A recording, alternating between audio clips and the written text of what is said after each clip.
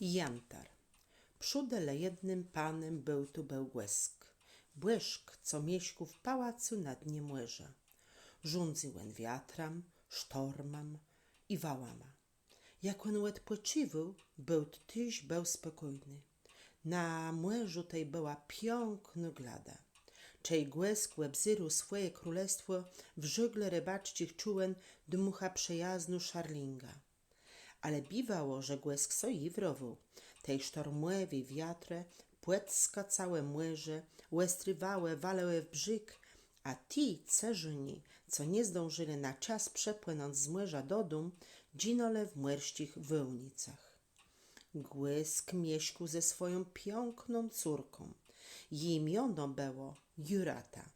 Lenowena lubia zajmać soleczcima sprawama. Często wychoda na sztrunt i wzyra na gburów w płelu, albo rebuków na młyżu. Niewiący mógł ja tam widzieć w miesiącową noc, albo ciepły, słoneczny płyrynk. Ledze wnet zaczęli gadać swojej pesznoce. Może co tak mało była z ojcem, że nie miała żadnie młece nad młyrską mieleną. Może so przedstawić, jak bestoisty so i głężył Głesk. Jaż stało so rys, że Jurata uwidza so młodego rebuka. Łed te czasu tąskno za nim płezyra.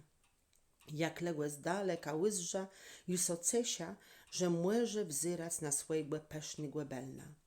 Bełen płeprywdze wesoci i młecny, a przetim baro chwatci. Robłe ta pyla mu so w rąkach, a łestry łecie usmichały se do wszetcich. Na jego licach redo ta misia so zbusznutą. I nie je dziw, że Jurata uwidza so prawie tegłe. Jednego dnia, jak rebuk sum wepuścił so dość dalek w młeże, Jurata łydba so zrobić to, czego córce młerścigłe błyszka nie było wylno. Płet płynęła blisko człowieka i krejamno płymyga mu w robłece.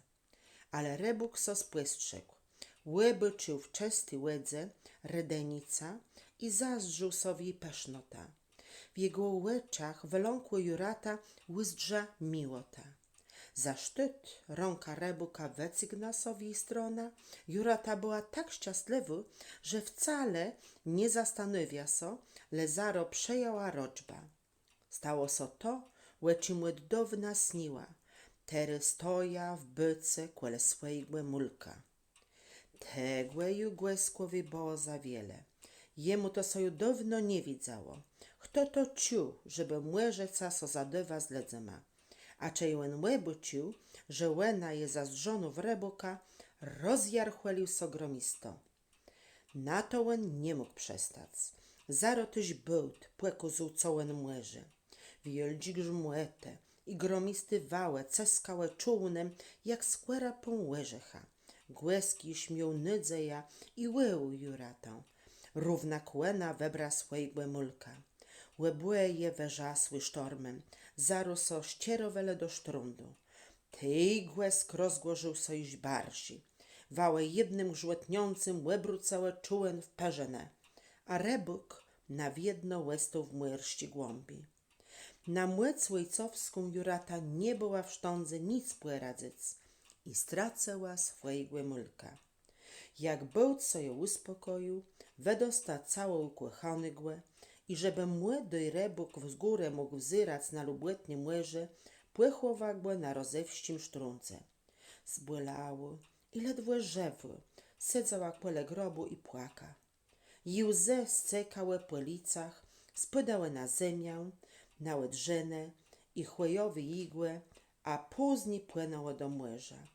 Nie było to łzy prostego Dzeusa, leno nieszczęśliwi młeżanci, gdyż to każdy zmienia so w malinci jantar.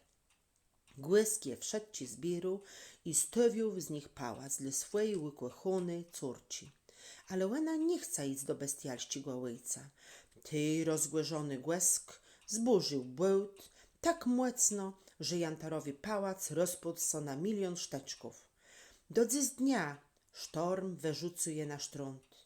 Czej bekłemu so udało nalić kawałyszki jantaru, niech wie, że to je zechna błeżyn ci Juratę, co barży jak sekutnigo chłyjca, kłecha kaszepścigłe rebuka.